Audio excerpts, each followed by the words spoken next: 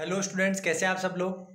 आज आपकी एसएसटी की अगली ऑनलाइन क्लास है जिसमें अपन चैप्टर नंबर 1 पॉलिटिकल साइंस जो होती है, अपना चैप्टर 3 पार्ट्स होते हैं, geography, history and political science. तो पॉलिटिकल साइंस का चैप्टर नंबर 1 पढ़ेंगे। तो आइए स्टार्ट करते हैं। चलिए तो स्टार्ट करते हैं अपन। ऑन इक्वेलिटी, चैप्टर का नाम है इक्वेलिटी, मतलब समानता, यानी सभी को बराबर अधिकार हो, सब बराबर हो, उसके ऊपर अपना ये लेसन है। ठीक है। India is a democracy. In the class 6 book we have looked at the key elements of a democratic government. These include people's participation, the resolution of conflict and equality and justice. ठीक है। Class 6 में अपन, भारत एक लोकतंत्र है, democracy है। Democracy मतलब यहाँ पे जनता द्वारा ही सरकार बनाई जाती है, यानी जनता पे जनता द्वारा जनता का ही राज जब होता है उसे डेमोक्रेसी कहते हैं। ठीक है। तो भारत एक लोकतंत्र है। ठीक है। जनता खुद अपनी सरकार चुनती है। ठीक है। इन द क्लास 6 बुक, क्लास 6 में अपन ने डेमोक्रेटिक गवर्नमेंट के क्या क्या इंपॉर्टेंट फीचर्स होते हैं वो अपन ने पढ़ रखे हैं। जैसे पीपल पार्टिसिपेशन की, कोई भी एक देश लोकतंत्र डेमोक्रेटिक तब होता है जब वहाँ पे लोग पार्टिसिपेट करें, यानी लोगों का पार्टिसिपेशन होगा हर तरह के काम में। द रिजोल्यूशन ऑफ कॉन्फ्लिक्ट, अगर कोई भी मतभेद है तो उनको सुलझाया जाए। एंड इक्वलिटी एंड जस्टिस, सभी को बराबर अधिकार मिले, सभी को न्याय मिले। जस्टिस मतलब न्याय मिले। Equality is the key feature of democracy and influences all aspects of its functioning. सबसे मेन जो एक फीचर, एक जो गुण है डेमोक्रेसी का, वो है इक्वलिटी, समानता, सभी को बराबर। अगर इक्वलिटी नहीं होगी तो वहाँ पे डेमोक्रेसी कभी भी नहीं हो सकती। डेमोक्रेसी के लिए इक्वलिटी, बराबर होना ज़रूरी है। डेमोक्रेसी मतलब ऐसा राज्य, ऐसा मतलब सरकार या ऐसा लोकतंत्र जहाँ पे सभी को बराबर अधिकार मिले और जो भी सरकार है वो गवर्नमेंट जनता की भलाई के लिए काम करे। And influences all aspects of इस फंक्शनिंग, और इक्वलिटी ही डेमोक्रेटिक गवर्नमेंट कैसे काम करेगी, डेमोक्रेसी कैसे चलेगी, वो सब निर्भर करता है वहाँ पे इक्वलिटी यानी बराबर समानता है या नहीं है। In this chapter we will read more about equality, what it is, why it is important in democracy and whether or not everyone is equal in India. तो इस चैप्टर में अपन इक्वलिटी की बात करेंगे कि जो कि डेमोक्रेसी का एक कंपोनेंट भाग है, जिसके बिना डेमोक्रेसी अधूरी है। और क्या है ये, और ये डेमोक्रेसी के लिए ज़रूरी क्यों है, और क्या इंडिया में हर जगह पे डेमोक्रेसी यानी इक्वलिटी है या नहीं है। Let us begin by looking at Kanta's story. एक कांता की कहानी दी गई है, उसको पढ़ते हैं, फिर उसके बाद अपन डिस्कस करेंगे। चलिए, ये हमारे कुछ मुख्य किरदार हैं। मंजीत कौर जो कि इस कहानी में टीचर रहेंगी, जो भी कांता की अपन स्टोरी पढ़ेंगे। तेजा सिंह एक ट्रेडर है यानी व्यापारी है। गिरीश राव एक स्टूडेंट है, शिक्षक है, वो सॉरी विद्यार्थी है। कांता देवी एक डोमेस्टिक वर्कर है, यानी घरों में काम करने वाली महिला है, घरों में जाकर काम करके पैसा कमाने वाली। सुजाता कुमारी डोमेस्टिक, ये एक और डोमेस्टिक वर्कर है, सुजाता कुमारी। ठीक है। On election day Kanta and her friend Sujata are waiting to cast their votes. Election के दिन कांता और सुजाता दोनों वेट कर रहे हैं अपने वोट देने के लिए, अपना अपना वोट देने के लिए। चुनाव का दिन है। Isn't it good Suja that we can all vote as equal citizens of our country, even Jain sahib is standing in line with us. तो कांता कहती है सुजाता को कि सुजाता देखो कितना अच्छा है ना कि अपन सारे इस कंट्री में जितने भी निवासी हैं, जितने भी सिटीजन्स हैं, रहने वाले हैं, वो सब बराबर हैं। देखो हमारे जैन साहब, जिनके वहाँ अपन शायद उनसे बड़े हैं, जैन साहब, वो भी हमारे साथ ही लाइन में लगे हुए हैं। यानी कि हम नौकर हैं, लोगों के घरों में काम करते हैं, और जैन साहब एक मालिक हैं, तो वो भी हमारे साथ लाइन में खड़े हुए हैं। देखो इलेक्शन ने, मतलब संविधान ने हमें बराबर अधिकार दे रखे हैं, वो हमसे बड़े नहीं हैं संविधान के हिसाब से, और हम उनसे छोटे नहीं हैं। ठीक है। तो ये अच्छा है ना कि सारे सिटीजन्स बराबर हैं। तो ये बातें कर रहे हैं। तो अब वोट देने की बात आती है, तो go on Kanta, it's your turn now. तो सुजाता कहती है कांता अब तुम जाओ, अब तुम्हारा टर्न है वोट देने का। I will vote for the candidate who has promise to bring pipe water to our area. तो कांता बोलती है कि मैं उसी कैंडिडेट को वोट दूंगी जिसने प्रॉमिस किया है कि वो हमारे एरिया में पानी का पाइप लगाएगा और पानी की सप्लाई चालू कराएगा, यानी पानी की पाइप की सप्लाई चालू करवाएगा। ठीक है, उसके बाद अच्छा तो बच्चों ये वो अपन ने शुरू में नाम पढ़े तो वो एक्चुअली किरदार नहीं थे, वो लाइन थी, वोटिंग लाइन थी। ठीक है, जिसमें जैसे सबसे पहले लाइन में आगे खड़ी मंजीत कौर जो टीचर है, फिर एक ट्रेडर है, फिर एक स्टूडेंट है, फिर डोमेस्टिक वर्कर है, डोमेस्टिक वर्कर। तो देखो टीचर बहुत बड़ा होता है, ट्रेडर तो व्यापारी बहुत अमीर होता है, फिर एक स्टूडेंट आ गया। तो यानी कि ये वो ऐसी वोटिंग की लाइन है जिसमें सब समान है। जब चुनाव में अपन वोट देने जाते हैं तो सब समान होते हैं।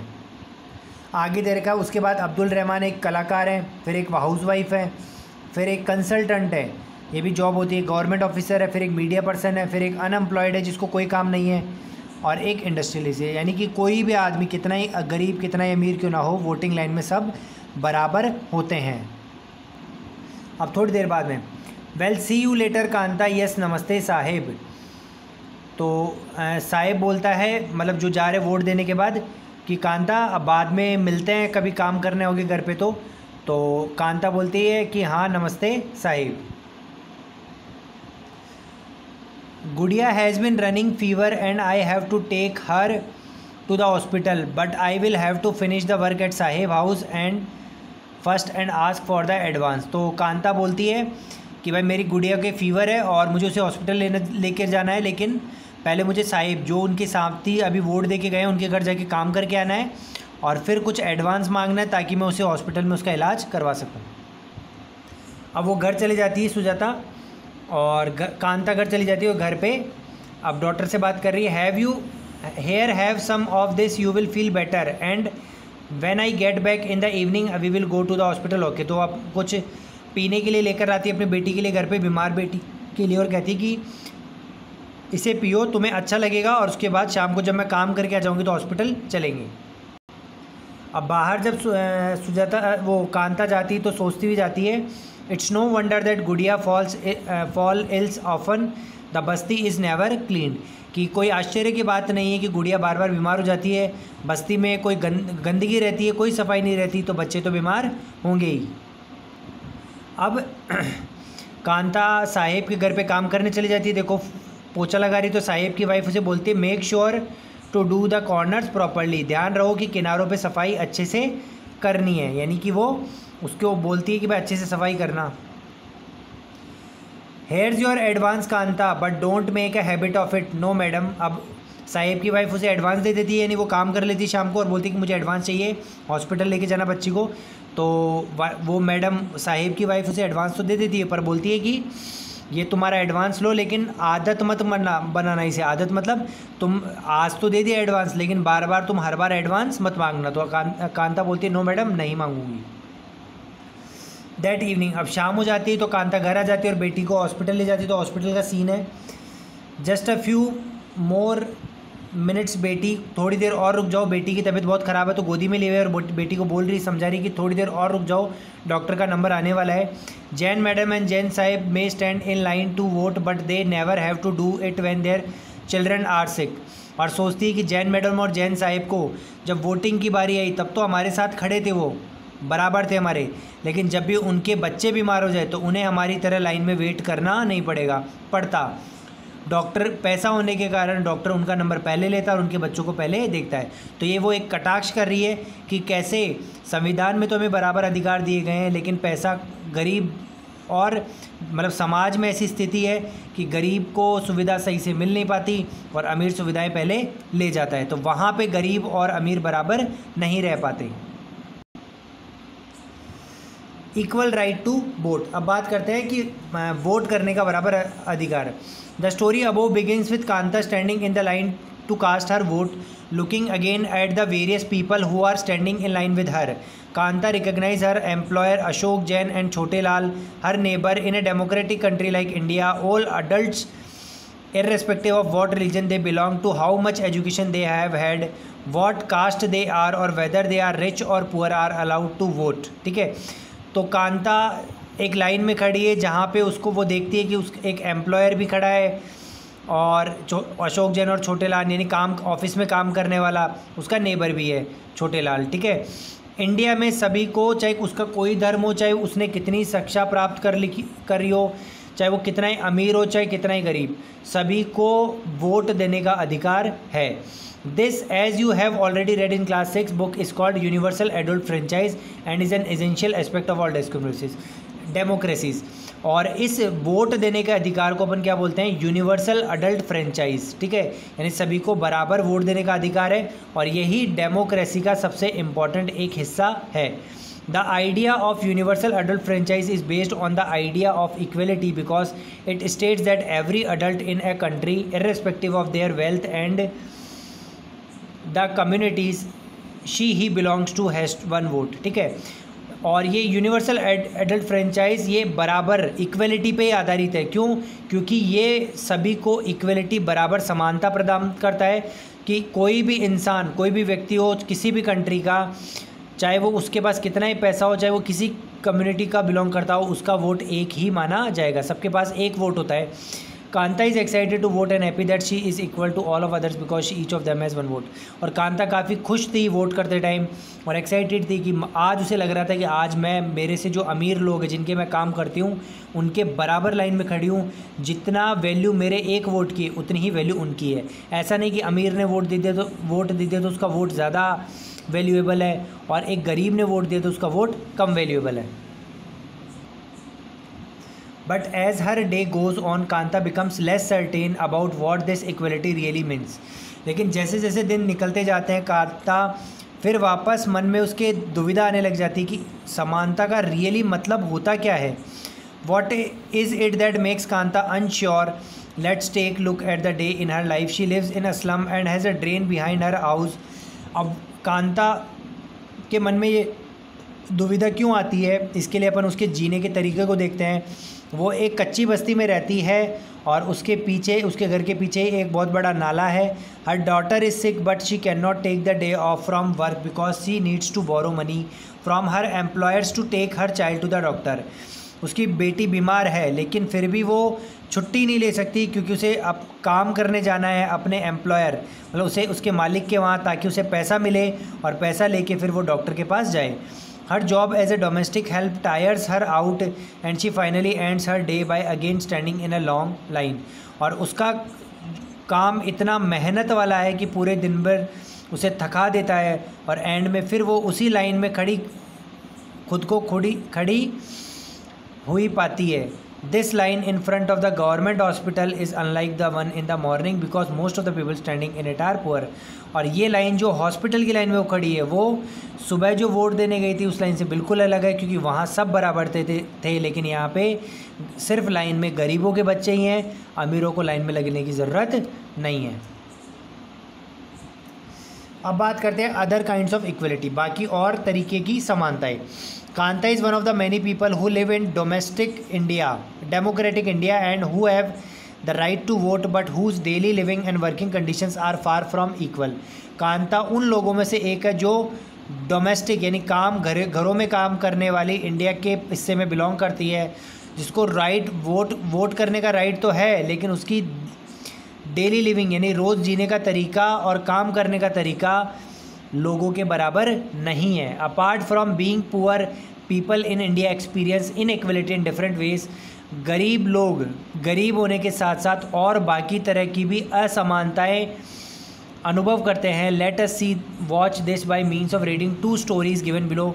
तो 2 कहानियाँ पढ़कर इसको समझते हैं। Each of this is based on real incidents in the people lives and reflect the direct kinds of inequalities that exist in India. और ये कहानियाँ सत्य पे आधारित है, सच्ची कहानियाँ हैं और बताती हैं कि कैसे इंडिया में असमानताएं, ये राइट मतलब समानता का वोट देने का अधिकार तो सबको बराबर है लेकिन फिर भी कितनी असमानताएं भारत में हैं। One of the more common forms of inequality in India is the caste system. Bharat में असमानता का एक तरीका, एक रूप कास्ट सिस्टम ही है, यानी अलग अलग लोगों की जातिवाद जो है ना, अलग अलग तरह की जातियाँ, अलग अलग तरह के धर्म हैं, वो भी काफ़ी असमानता फैलाता है। If you live in a rural India your cast identity is something that you probably learn और एक्सपीरियंस्ड वेरी यंग। अगर आप किसी गांव में रहते हैं, रूरल इंडिया मतलब गांव के इलाके में रहते हैं, तो आपकी कास्ट आइडेंटिटी यानी आप किस जाति को बिलोंग करते हैं वो आपने सीखा होगा कि मैं इस जाति को बिलोंग करता हूँ, और आप छोटे से आपने जान लिया होगा कि मेरी जाति ये है। If you live in urban area some of you might think that people no longer believe in caste. लेकिन अगर आप शहरों में रहते हैं तो आपको लगता होगा कि अभी लोग अब जातियों में विश्वास नहीं करते, सबको बराबर मानते हैं और किसी जाति में ज़्यादा विश्वास नहीं करते। But just look at these matrimonial shown from the leading English newspaper and you will see how important the issue of caste continues to be in the minds of highly educated urban Indians। लेकिन अभी शहर वाले लोग जब आप घूमेंगे तब तो बहुत कहेंगे कि हम जाति में नहीं मानते, लेकिन आप इंग्लिश के अखबारों में आने वाले शादी के ऐड, मैट्रीमोनियल का मतलब होता है शादी के ऐड जो आते हैं ना, उसको मैट्रीमोनियल कहते हैं। तो जो इंग्लिश अखबारों में कितने बड़े बड़े पैसे वाले लोगों के ऐड आते, तो देखो उसमें कैसे वो कहते हैं कि हमें लड़का चाहिए और इसी जाति का चाहिए, अगर हम ब्राह्मण से तो ब्राह्मण का ही चाहिए, हम बनिए हैं तो बनिए जाति का ही चाहिए।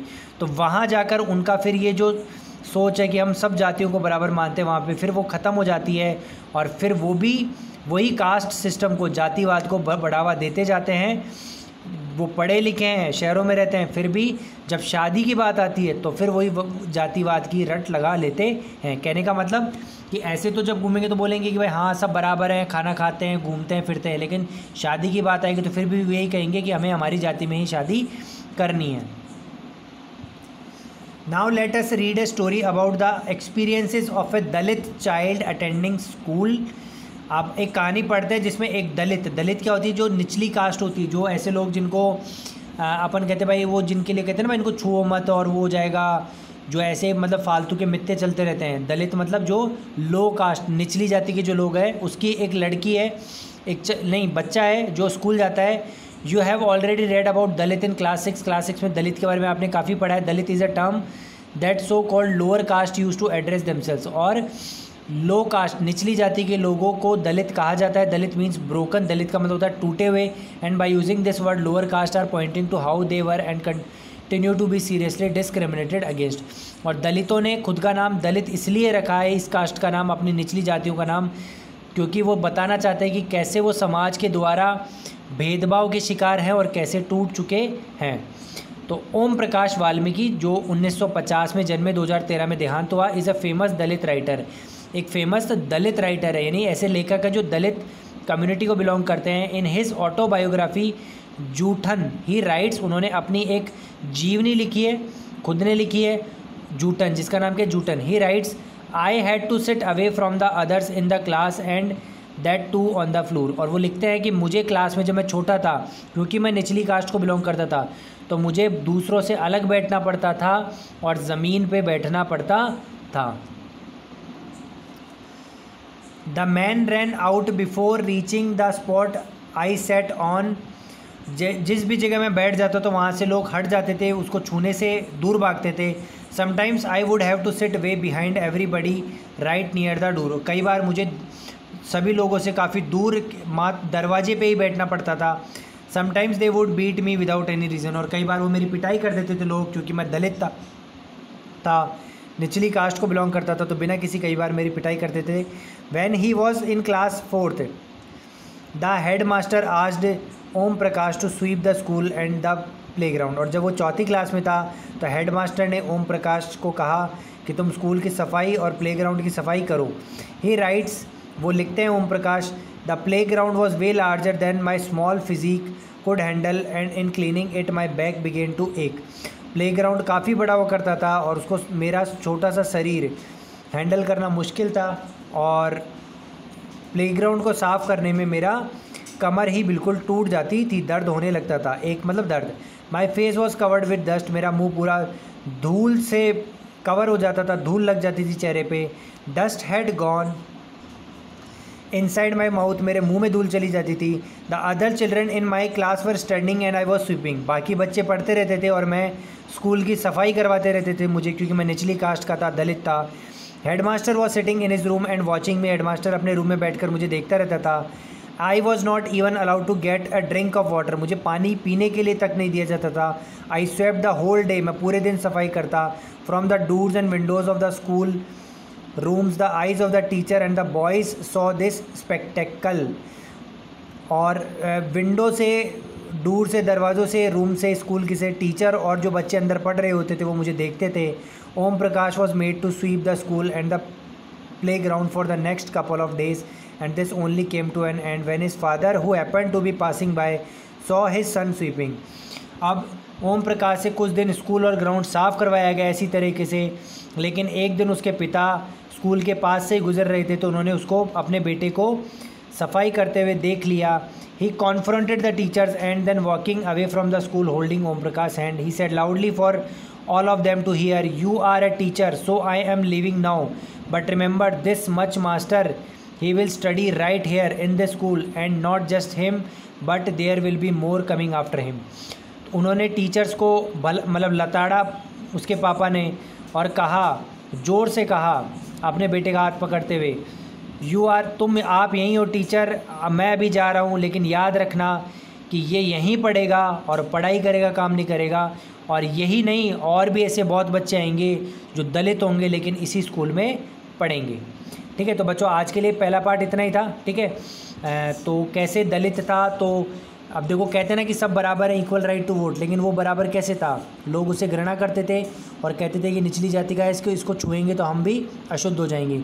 तो इस तरह की कई असमानताएं हमारे भारत में प्रचलित थी, हैं, अभी भी है कई गाँवों में। ठीक है, तो ऐसी ये कहानी थी। आगे की कहानी एक और है, वो अपन अगली वीडियो में पढ़ेंगे। और वीडियो को लाइक कीजिए, कमेंट कीजिए, शेयर कीजिए और सेकंड पार्ट के लिए वेट कीजिए। Thank you, have a nice day.